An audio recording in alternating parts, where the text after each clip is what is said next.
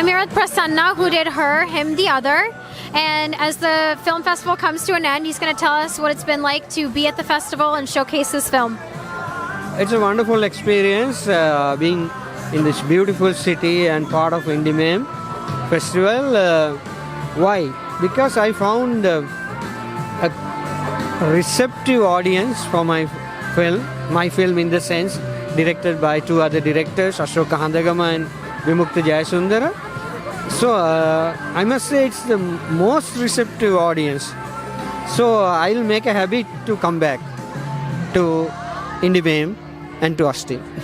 Do you have any other projects in the works? Of course, I'm going to give the finishing touches and to my new film, and it actually gave me a lot of inspiration and a lot of time to ponder though it's a short visit, and quickly complete my new film, because I would love to be back soon in Austin.